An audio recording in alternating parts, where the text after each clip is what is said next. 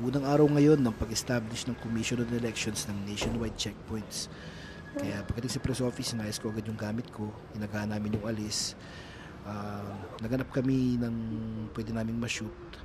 Ang naisip namin is sa boundary ng Marikina at Quezon City.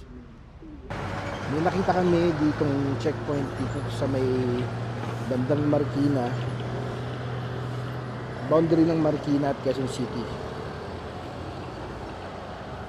Ngayon yung start ng Comelec checkpoint. So anong maganda gawin sa mga ganitong klaseng coverage? Unang-una magsaliksik. Alamin ang layunin at lokasyon ng mga checkpoint. Unawain ang mas malawak na kwento na nais mong ipahayag. Ayan, dapat ikutan mo yung mismong checkpoint para makakuha ka ng magandang anggulo. Maraming pwedeng mangyari sa mga ganito. Pwedeng yan, nag-check sila, kunan mo yan, at yung mga tinatawag na nila mga kakaibang pwedeng mangyari.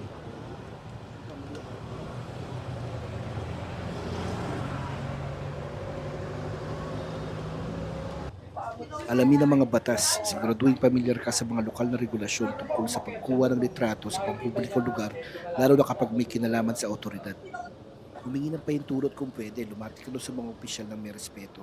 Kaya talaga pag kailangan mo hintayin yung larawan, ang naisip kasi namin dito yung medyo magkaka-traffic. Kaya hintayin namin na dumami yung mga sasakyan para mas maganda sa larawan. Mag-focus sa pagsasalaysay, maghanap ng elemento ng tao, kuna ng pakikisalamuha ng mga opisyal at sibilyan upang magkwento ng kwento. Ipakita ang emosyon, mag-focus sa tensyon, kooperasyon o mga simpleng pangyayari upang magdagdag ng lalim sa larawan. Subukan yung bumaba ng level parang yung ginagawa ni Michael na to. Yan. Gumamit ang tamang kagamitan. Unang-una dito yung telephoto lens para makapag-shoot mula sa malayo. Mas ligtas ka at hindi ka nakaka-istorbo. Gumamit ng wide angle lens para makakuha ng kabuuang eksena tulad ng setup ng checkpoint at daloy ng trapiko. Magdala ng magaang na gamit. Mahalaga ang mabilis na galaw kaya iwasan ng sobrang kagamitan. Panatilihin ang respetadong distansya, iwasang makaabala sa mga opisyal o magisanhi ng kaguluhan.